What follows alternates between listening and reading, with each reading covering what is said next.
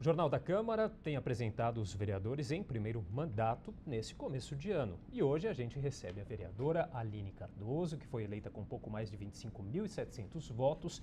Ela é empresária e tem envolvimento com ações sociais. Olá, vereadora. Prazer recebê-la. Felipe, muito obrigada. Boa tarde aos telespectadores também. Obrigado. Bom, quais são as principais bandeiras desse início do seu mandato? Bom, eu tenho uma preocupação especial com os jovens na cidade de São Paulo, né? Infelizmente, os jovens ainda sofrem uma série de dificuldades para se inserir, para se desenvolver, para poder beneficiar de todas as oportunidades que a cidade traz. Então, tem muitos temas ligados aos jovens que vão ser prioridade no meu mandato. Desde os temas ligados ao desenvolvimento econômico, né, com a geração de emprego, com o desenvolvimento de alguns setores, sobre os quais eu posso falar daqui a pouquinho, mas também a educação, o esporte, a cultura. Então, temas que podem ajudar a cidade a ser melhor para esses jovens. Mas, na verdade, eu me preocupo com toda a cidade, com todos os paulistanos, sejam eles de nascimento ou de coração. Então, os temas ligados às melhorias urbanas, à melhoria da qualidade de vida na cidade, são temas importantes para mim. Inclusive, alguns deles, temas que estão debaixo daquele guarda-chuva que a gente chama de cidades sustentáveis, né? Questão da sustentabilidade, que a gente também vai falar daqui a pouquinho. Agora, você já foi militante dessa causa da juventude e atualmente é conselheira do PSDB Mulher. Exato. Acredito, então, como você já falou, essa questão da juventude vai estar na pauta do seu mandato. A questão da mulher também. Sem dúvida, sem dúvida. As mulheres, bom, até por razões óbvias, né? Eu faço parte desse segmento que não é minoritário, né? Que são as mulheres. E vou ter também um olhar especial para elas no mandato. A gente tem, desde os temas de desenvolvimento econômico e sociais, ligados às mulheres, como, por exemplo, questão de empreendedorismo, questão de inserção no mercado de trabalho, de oportunidades, até temas um pouco mais delicados e complexos, como a questão da segurança da mulher, né? Evitar qualquer forma de violência ou de abuso contra a mulher, de forma preventiva, né? Acho que isso é muito importante e a gente pode, sim, no município ajudar nesse sentido.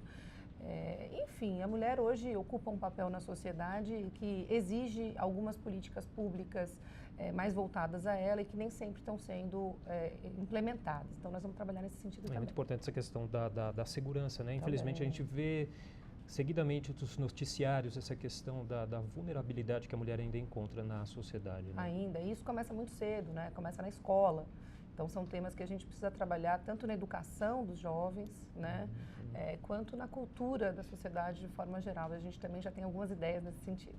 Agora, ainda nessa parte da mulher, vocês agora são maioria não, mas são 11 mulheres aqui na Câmara, mais do que o dobro do que na gestão passada, 5 mulheres, né? Um aumento de 120%. Exatamente, né? exatamente. O que isso significa na prática?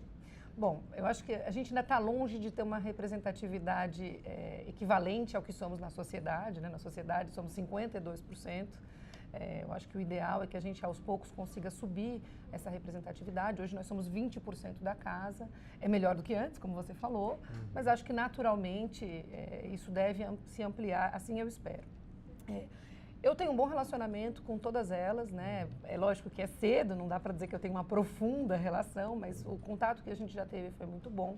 E eu acho, inclusive, que a gente deve se unir em torno de causas comuns, que a gente deve se apoiar, que a gente deve tentar defender alguns projetos, como eu falei, no sentido de políticas públicas para a mulher, juntas, até independentemente da questão partidária. Ok. Agora, voltando à questão da sustentabilidade, né? Uma questão também bastante pautada nos últimos anos. Você tem algum projeto voltado para a sustentabilidade? De que forma essa questão pode ser trabalhada na cidade? Acredito que de diversas maneiras, né? Claro, claro. Hoje existem tecnologias, hoje existem maneiras de trabalhar políticas públicas que possam trazer mais eficiência ao uso de recursos e menor impacto ambiental. Acho que a gente deve tentar olhar para esse tipo, a gente chama isso de economia verde, né? A gente deve olhar para isso, inclusive, na medida do possível, ter incentivo, estímulo, para que a começar da própria administração pública municipal e passando isso como modelo, como inspiração para os cidadãos, possam ser usados esses mecanismos de melhor eficiência e mais sustentabilidade. Agora, sustentabilidade não é só isso, né? A sustentabilidade, ela passa por uma série de questões, também por mais áreas verdes na cidade, também por uma cultura de mais perenidade, né? Tudo que a gente faz, no Brasil, infelizmente, a gente é muito imediatista, né? Eu percebo que, às vezes, as coisas são implementadas meio rápido, sem pensar nas consequências. Todas as políticas públicas devem ser pensadas com essa visão, com esse olhar. Então, acho que trazer mais do que um só projeto, uma maneira de pensar e de enxergar a gestão pública, não só nos temas ambientais, mas horizontalmente, de forma que os impactos para o futuro sejam minimizados e que tudo possa ser feito com essa visão de progresso, porém um progresso que para nós mesmos não venha causar impactos negativos no futuro. Tá certo. A senhora fala, inclusive, da questão de implementar em São Paulo soluções de vanguarda para o seu desenvolvimento urbano. O que seria essa vanguarda? Eu acho que tanto no Brasil quanto no exterior, há alguns modelos sendo implementados que têm revolucionado cidades, né? Eu sou formada em relações internacionais. Então, por natureza, eu tenho essa visão global, essa visão de interação entre os diferentes países, as diferentes cidades, e eu já participei de várias iniciativas de cooperação técnica, de troca de experiências. E quando eu digo troca, é importante frisar isso. Eu não estou dizendo que o que tem fora é melhor do que o que tem aqui. Pelo contrário, a gente também tem muito a ensinar. Agora, uma coisa a gente tem que pensar. Em termos de gestão de cidade, São Paulo precisa buscar inspirações. E tem algumas cidades, eu nem conheço todas, né? Mas algumas das cidades que eu conheço, que inclusive tive a oportunidade de visitar e de conversar com seus responsáveis, foram implementados alguns projetos de requalificação urbana, de bom uso do espaço público, a cidade servindo ao cidadão, né? Aquele conceito que a gente fala, cidade para pessoas.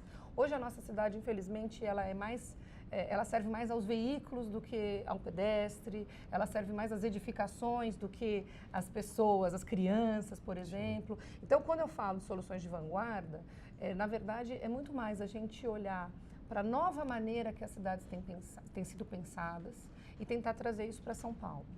Tem tido toda uma reflexão sobre o papel das cidades e a interação do cidadão nas cidades.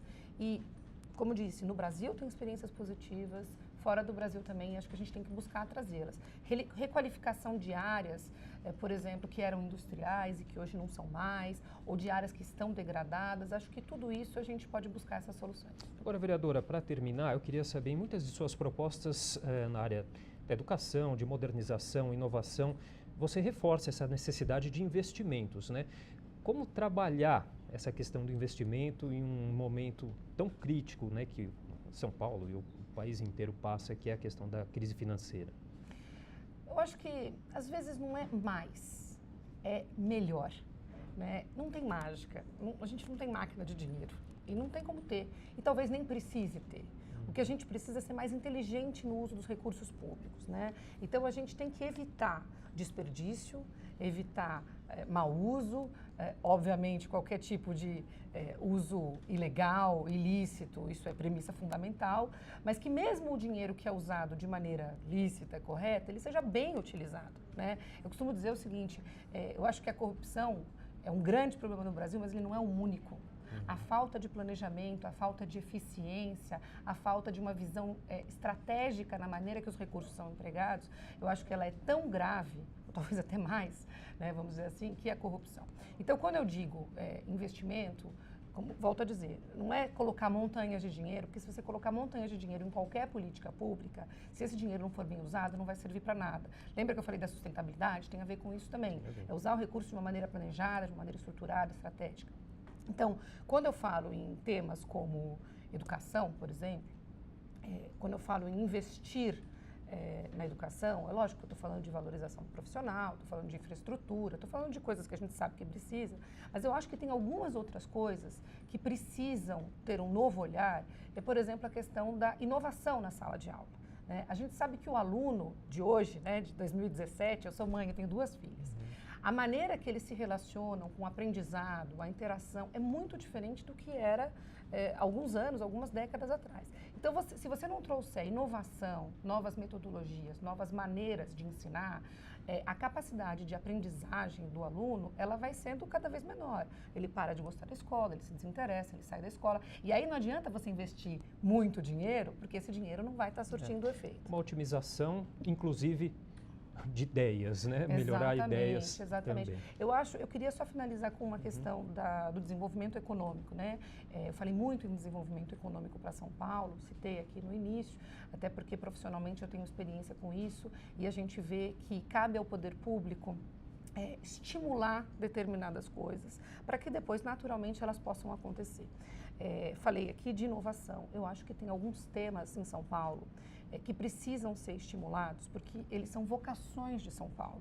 E não só eles não têm sido estimulados, só que em alguns momentos eles são até reprimidos, vamos dizer assim.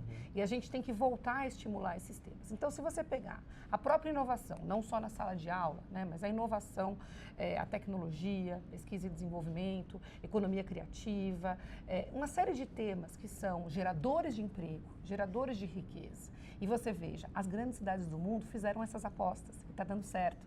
Algumas cidades que estavam entrando em decadência, porque os temas que elas tinham como vetor de crescimento deixaram de existir, e elas se reinventaram, trazendo essas vocações urbanas à luz de políticas para crescer e gerar emprego. Então, se a gente conduzir políticas de desenvolvimento econômico olhando para as vocações da cidade, mas também de determinadas regiões da cidade, acho que a gente pode ter muito sucesso nessa gestão. Ok, vereadora, nosso tempo é curto, já está se encerrando. Eu queria agradecer muito a participação aqui no Jornal da Câmara. Eu agradeço também, agradeço aos telespectadores e fico à disposição para voltar sempre que vocês quiserem que eu esteja aqui com vocês. Ok, estamos à disposição também. Obrigado. Obrigada, um abraço.